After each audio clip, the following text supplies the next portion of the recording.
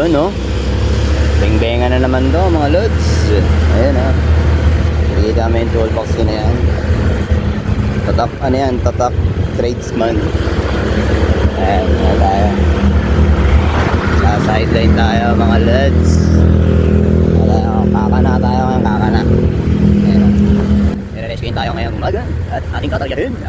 Yan, dito tayo dadaan ngayon sa Amelia. Shortcutan. Nagpa-rescue natin kasi ayaw mag-start ang kanyang sasakyan. Kaya ngayon ay ating kakanain. Ayan, kunayin natin yan. Ayan, ayan.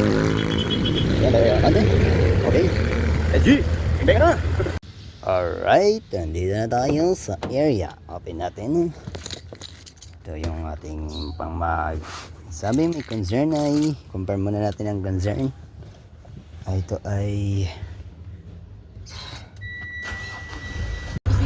yun, i-confirm natin kung mayroon nga talaga na may check engine par. So gagamitan natin ito ng pang mabigatang scanner. Ayun, may check engine par.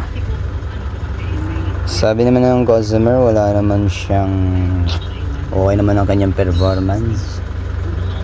Sa palagay ko ano to, wala naman siyang problema sa performance niya. Okay naman ang hatak. So ito na, kabit na natin tong pang bigating scanner par. Okay, ano kaya ito? Okay, pagsapak na natin to. Sapak natin. Opya. Ay. Ayun na. Nag-automatic siya man. Pwede tayo sa mga desisyon natin, ha?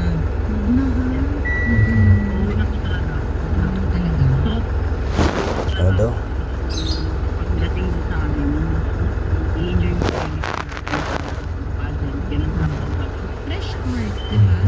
Ayun na, Mitsubishi yan bar. Okay. Ikaw na lang muna ngayon. Okay? Sana magawa mo yan and busy. Ayun na, may voltahe na rin. At pagplanuhan ng maayos. Okay lang natin. Okay? Yes.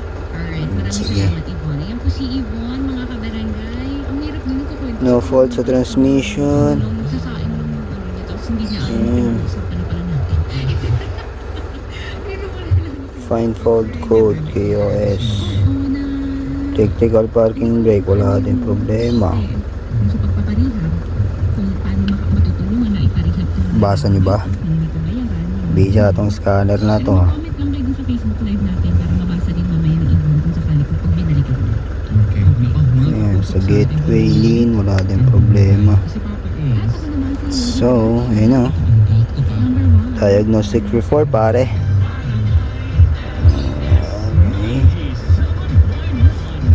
Engine control module sa KOS.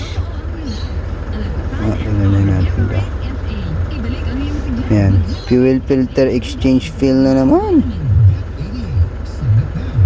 Ayan, E1276. Tapos sa KOS tingnan natin power supply voltage low, wala nang problema yan, sa battery lang naman yan. Balik natin itong fuel filter na naman par. Ayun na naman problema niya par. So check natin dun sa may fuel filter niya, lilinisan natin. Fuel filter exchange fail so back natin. Ayun fuel filter exchange fail. Ito ang check engine nya. Ayun. So balik. So yun na nga. Ito yung fuel filter nya. Kakanain natin par. One hand lang. Ilinisan natin kasi ang history nito kakapalit lang daw ng filter. Tapos nag full tank sila. Pagkatapos nila mag full tank, nag-indicate yung fuel filter. Ngayon malalaman natin dito yan. Alright. Ayan na. Ito na yung fuel filter mga lads. I-check natin kung pinalitan ba ito ng kung goods ba ang palit ng filter. Teka sa ala ito ba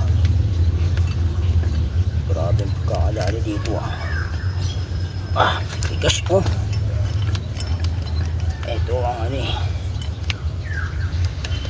base sa scanner. Yun na. Ang ano na ito Spanish na. So ito na siya. Medyo contaminated na nga yung fuel filter niya no? Masyado na siyang ano, dirty. Masyado siyang dirty na. Ayan o. Dirty. So re-remedyohan lang natin to para hindi mag-indicate yung ano niya, check engine niya, di ba? All goods. Ow, ow. Pera na na po. Bang-bang na naman to. Paitasin niya yung dumi.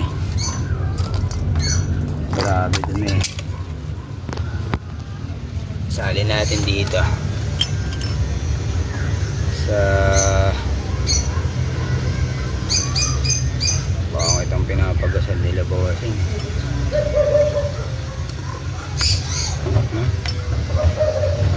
Daming ano, daming dumi.